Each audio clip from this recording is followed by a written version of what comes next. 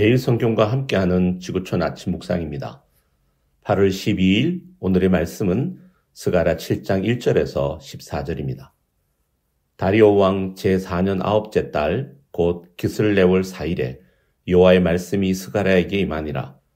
그때 베델 사람이 사레셀과 레겜멜렉과 그의 부하들을 보내어 여호와께 은혜를 구하고 만군의 여호와의 전에 있는 제사장들과 선지자들에게 물어 이르되 내가 여러 해 동안 행한 대로 5월 중에 울며 근신하리이까 하매 만군의 여호와의 말씀이 내게 임하여 이르시되 온 땅의 백성과 제사장들에게 이르라. 너희가 70년 동안 5째 달과 7째 달에 금식하고 애통하였거니와 그 금식이 나를 위하여 한 것이냐. 너희가 먹고 마실 때에 그것은 너희를 위하여 먹고 너희를 위하여 마시는 것이 아니냐.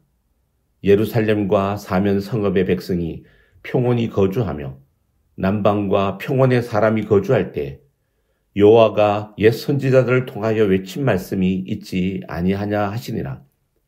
여호와의 말씀이 스가랴에게 임하여 이르시되 만군의 여호와가 이같이 말하여 이르시기를 너희는 진실한 재판을 행하여 서로 인애와 긍휼을 베풀며 고아와 과부와 나그네와 궁핍한 자를 압제하지 말고 서로 해하려고 마음에 도모하지 말라 하였으나 그들이 듣기를 싫어하여 등을 돌리며 듣지 아니하려고 귀를 막으며 그 마음을 금강석답게 하여 율법과 만군의 여호와가 그의 영으로 옛 선지자들을 통하여 전한 말을 듣지 아니하므로 큰 진노가 만군의 여호와께로부터 나왔도다.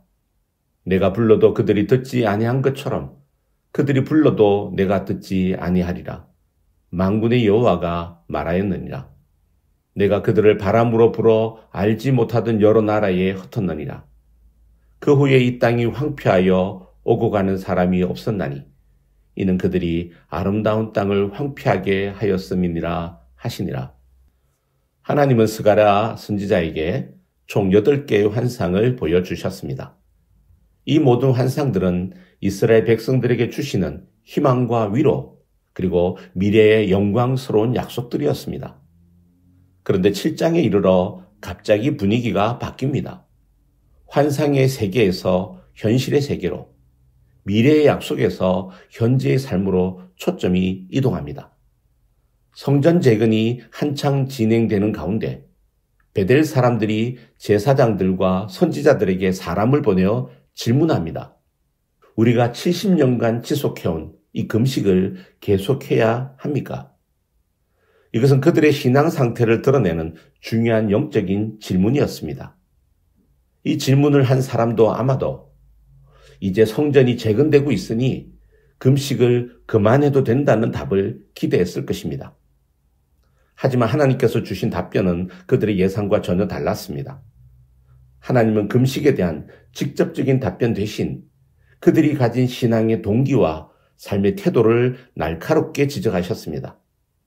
1장에서 6장까지가 하나님께서 무엇을 하실 것인가에 대한 계시였다면 7장부터는 그럼 우리가 어떻게 살아야 하는가에 대한 말씀이라고 할 수 있습니다.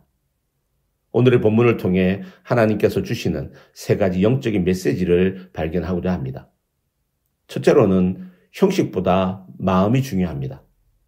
베델 사람들은 제사장과 선지자들을 통해서 우리가 오랫동안 해왔던 매년 5월의 금식을 계속해야 합니까? 라고 하나님께 물었습니다. 이 5월 금식은 예루살렘이 바벨론에 의해 멸망한 것을 기억하면서 애통하는 절기였습니다. 바벨론 포로 생활 70년 동안 그들은 이 날을 기억하며 금식함으로 지켰던 것입니다. 하지만 이제 포로에서 돌아와 성전 재건이 거의 마무리되고 있는 상황이었기 때문에 그들은 의문을 제기합니다. 이제는 상황이 변했으니 이 전통을 계속 지켜야 하나? 겉으로는 신앙적인 질문인 것 같지만 실제로는 금식이라고 하는 의무를 그만하고 싶은 마음이 깔려 있었습니다. 그러자 하나님은 스가랴를 통해 이렇게 되물으십니다. 얘들아, 그 금식이 나를 위하여 한 것이냐, 너희를 위하여 먹고 너희를 위하여 마신 것이 아니냐.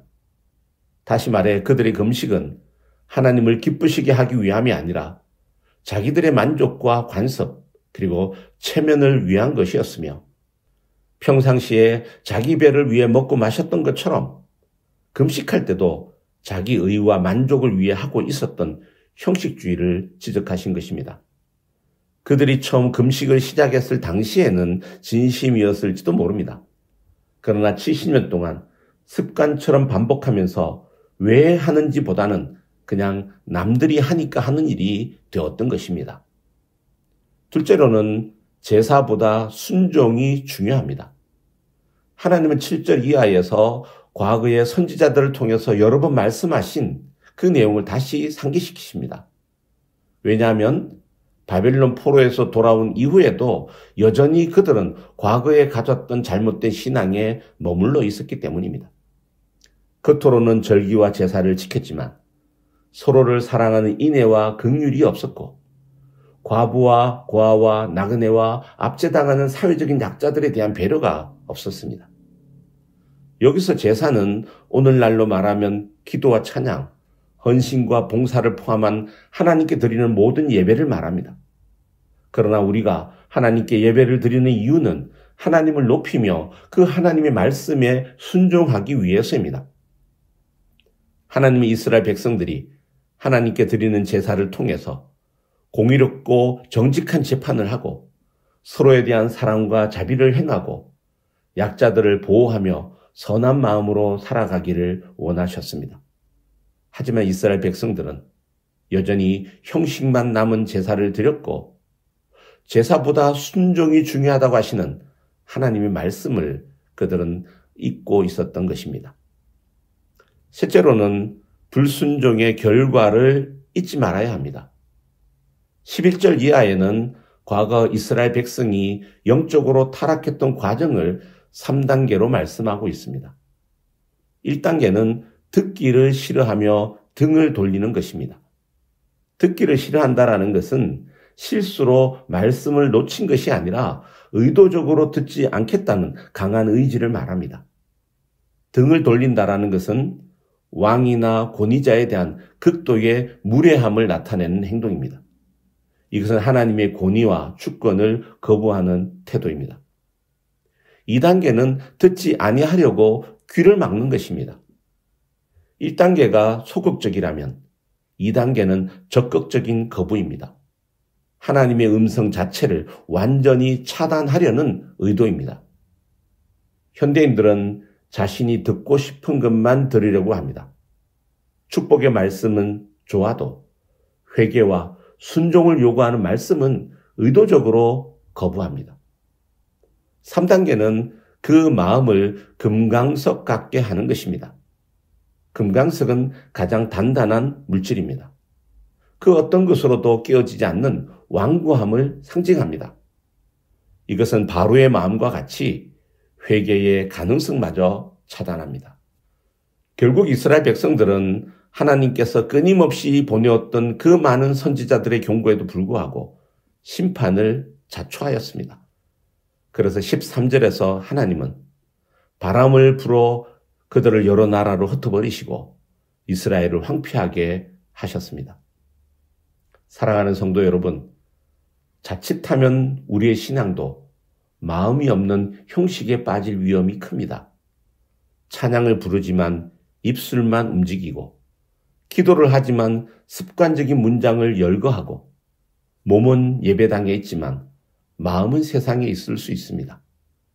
하나님이 원하시는 것은 행위 그 자체가 아니라 그 행위에 담긴 마음입니다. 예수님도 이렇게 말씀하셨지 않습니까? 이 백성이 입술로는 나를 공경하되 마음은 내게서 멀도다. 지금 나의 모습은 어떻습니까? 교회에서는 열심히 예배드리고 기도하지만 가정과 직장에서는 전혀 다른 이기적이고 불의한 모습만을 보이고 있지는 않습니까? 하나님은 우리의 삶 전체가 예배가 되기를 원하십니다. 오늘 하루 하나님을 사랑하는 마음으로 이웃을 사랑하며 예수님의 마음으로 이웃을 섬기며 살아가는 하나님께서 기뻐하시는 산 제사로 살아가는 복된 하루가 되시기를 주님의 이름으로 축복합니다. 사랑의 하나님, 오늘 말씀을 통해 우리의 예배가 형식에 그치지 않고 마음과 삶으로 드려져야 함을 깨닫게 하심에 감사합니다. 겉모습의 신앙이 아니라 주님을 사랑하는 진심과 이웃을 향한 긍휼로 살아가게 하시고 저희의 찬양과 기도가 예배당 안에만 머물지 않고 가정과 일터와 세상 속에서도 이어지게 하옵소서. 오늘 하루도 우리의 전 삶이 하나님께 드려지는 산 제사가 되게 하여 주시옵소서. 예수님의 이름으로 기도드립니다. 아멘.